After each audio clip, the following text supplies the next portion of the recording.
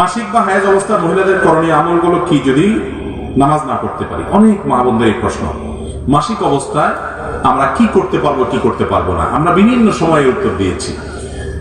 মাসিক অবস্থায় একজন মা তিনি নির্দিষ্ট কয়েকটা কাজ ছাড়া সমস্ত ভালো কাজ করতে পারবেন, সমস্ত নেক আমল করতে পারবেন। যেমন তিনি নামাজ পড়তে পারবেন না, স্বামী সহবাস করতে পারবেন না, বাইতুল্লাহর তাওয়াফ করতে পারবেন না, আর তিনি ওই অবস্থায় মসজিদে প্রবেশ করতে পারবেন না মাসিক অবস্থা।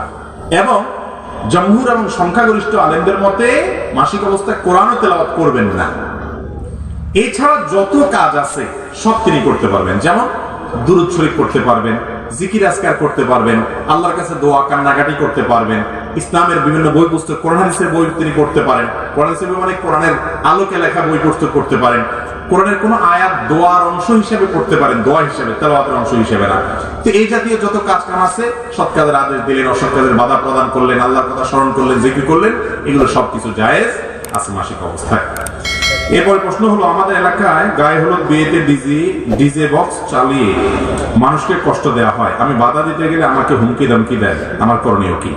দেখুন, সমাজে যে কয়েকটা অসভ্য কর্ম এবং যেই কয়েকটা জঘন্য অনাচার স্টাবলিশড হয়ে আছে, তার মধ্যে এটা একটা।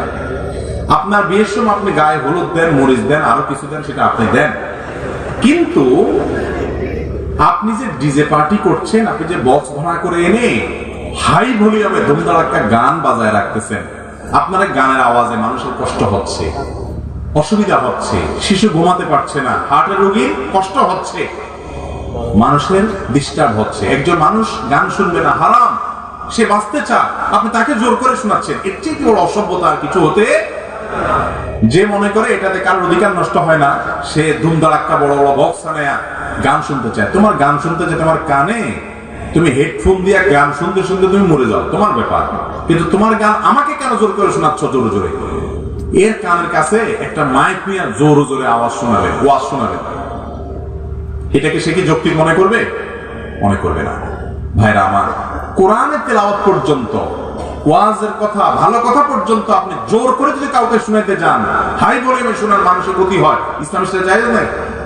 একবার নবী করিম সাল্লাল্লাহু আলাইহি ওয়াসাল্লাম মসজিদ নববীতে এক লোক কোরআন তেলাওয়াত করতেছে জোরা। নবী সাল্লাল্লাহু আলাইহি ওয়াসাল্লাম তাকে ডাক দিয়েছেন, নিয়ে বললেন, তুমি জোর করে কেন পড়তেছো? তুমি যে আল্লাহকে শোনার জন্য পড়তেছো, ওই আল্লাহ তো মনের খবরও রাখেন, আস্তে আস্তে পড়ো, আশপাশে মানুষের ডিস্টার্ব হচ্ছে। কোরআন তেলাওয়াতের ক্ষেত্রে যদি নবী সাল্লাল্লাহু আলাইহি ওয়াসাল্লাম এটা বলে থাকেন, অনেক ওয়াজ মাহফিলের মাইক দূর দূরান্ত পর্যন্ত লাগায়, আছে না নাই? মানুষের ঘুম হারাম করে দিচ্ছে, হিন্দু ভাইদের কষ্ট, অন্য ধরনের ভাই বোনদের কষ্ট হচ্ছে। ইসলাম আপনাকে এটা জায়েজ করে, আপনি জোর করে কাউকে শোনানোর অধিকার ইসলাম আপনাকে দেয় নাই।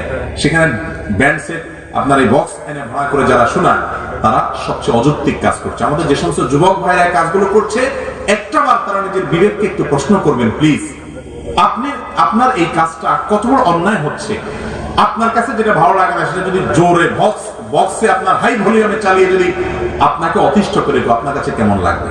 ঠিক আপনার কাছ দ্বারা অনেক মানুষ অতিষ্ঠ হচ্ছে, হারাম।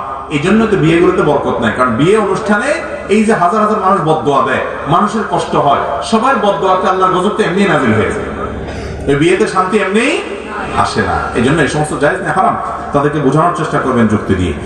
আর গায়ে হলুদের বিষয়ে আমরা বলেছি এর আগে বিভিন্ন ভাবে, যে গায়ে হলুদ দেওয়া এটা ভিন্ন ধর্মের ধর্মীয় সংস্কৃতি, এবং অনেক ভুল বিশ্বাস থেকে মানুষ গায়ে হলুদ দেয়, মনে করে যে এর মাধ্যমে দাম্পত্য জীবনে সুখ শান্তি হয়। আর বিশেষ করে গায়ে হলুদের অনুষ্ঠানটা আমাদের সমাজে এখন এটা হয়ে গেছে বিয়ে উপলক্ষে সবচেয়ে নোংরা অনুষ্ঠান।